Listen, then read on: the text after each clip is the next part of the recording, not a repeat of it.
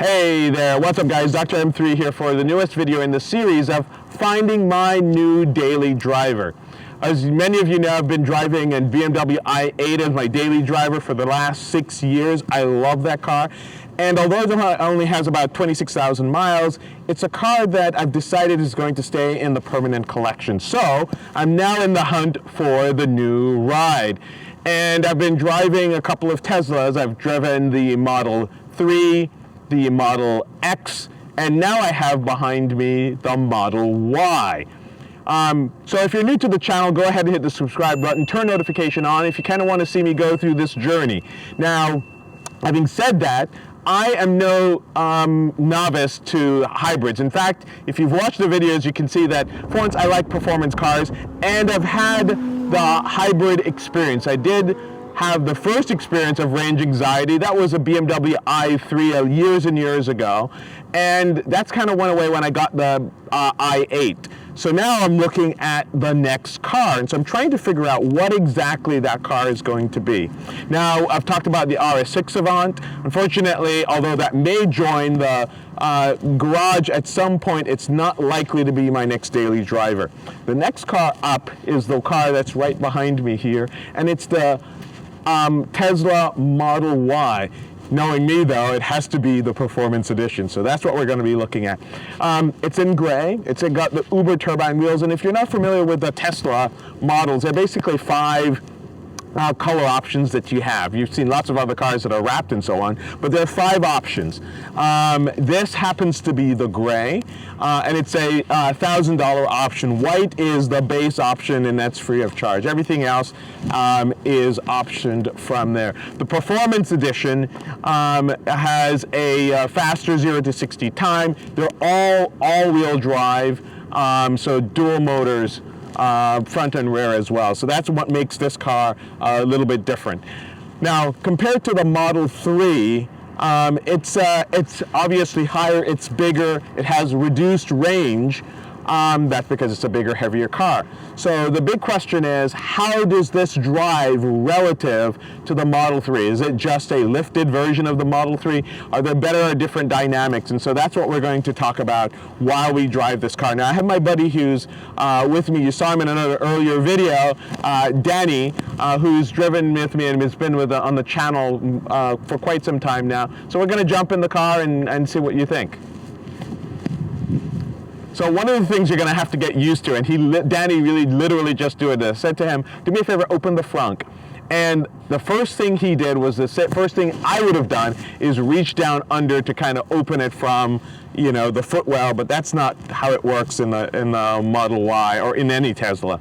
And it's amazing because you have all this, much like the Model 3, you have the frunk, which is actually pretty close, pretty decent size up front here.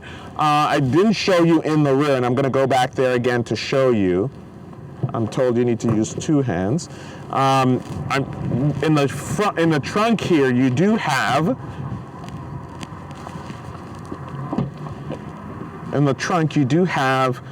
quite a bit of storage room. First of all, you have the first compartment, and then there's the second compartment here, which is not easy to get up, especially if you got something on it.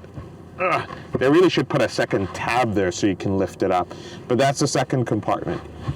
And of course, much like the Model 3, these seats both fold down. So again, essentially what this is a Model 3 just with a bigger body, and it's the same chassis, so it sort of makes sense. But there it is. So let's take it for a ride and see what we think about the driving dynamics. And so Danny has been chilling in the car here. It's like a little warm outside. Cyberpunk Johns, I like that. There he is. What up? What up? And he's been hanging out watching Twitch. He's streaming on Twitch. So that's the cool part, right? Because you're actually going to have a lot more time when you stop to refuel. Right. How long does it take to do a full I think 15 minutes On a supercharger? gives you. I think a half an hour gives you like 80% charge or something like that. Something. Again, these are the things I have to learn. But if you're sitting waiting at a supercharger, you have all these options here. Entertainment options, including one of Danny's favorite. We got Gossip Girl on Netflix. On Netflix here, so we did that a little bit earlier. But again, those are the sort of things you have to take into account. And again, because you have supercharging, that's an awesome option that's available to you. This car does not have full self-driving, but it has auto steer. It has autopilot with auto steer, the beta version on it, and we've tried that out. I tried it a little bit last night. So we're going to get going here in just a few minutes and talk about this car, because he and I have been in the Model 3 performance together, and maybe we can comment on the differences that we see between the two.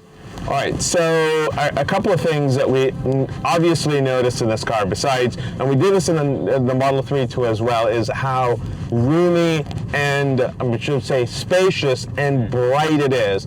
The Model 3 we drove had the white interior, so it was even more obvious. Right. But, look above us. Look at that. You can't even call it a sunroof, right? It is seriously, it's not even a moonroof. They probably have a name for it, but this is just absolutely insane from literally here all the way back, and it's pretty awesome to watch. So, all right, so we're rolling now. And, I was talking to Danny about this earlier. One of the things I would say is, and maybe it's because of its size too as well. Again, it's not an uncomfortable car, but you can tell with the suspension that, I mean, on even surfaces like this, you kind of feel everything.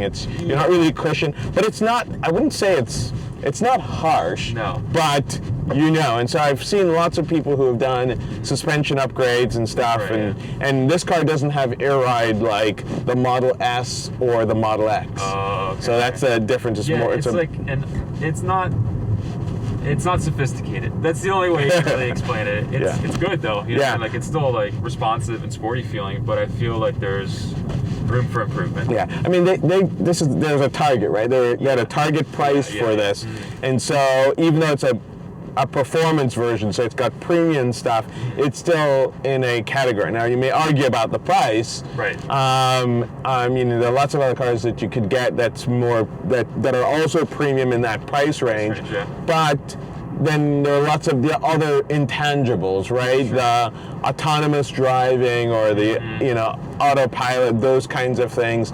The technology behind this, and I mean, what do you guys think? I sort of say that Tesla is a software company with some hardware that they've wrapped around it, as opposed to the other way around, as opposed to a car company with tech on board. Yeah. I agree. No, I think they're definitely more of they're a tech company, I think, at the end of the day. Yeah, at the end of the day, that's what it is. Yeah.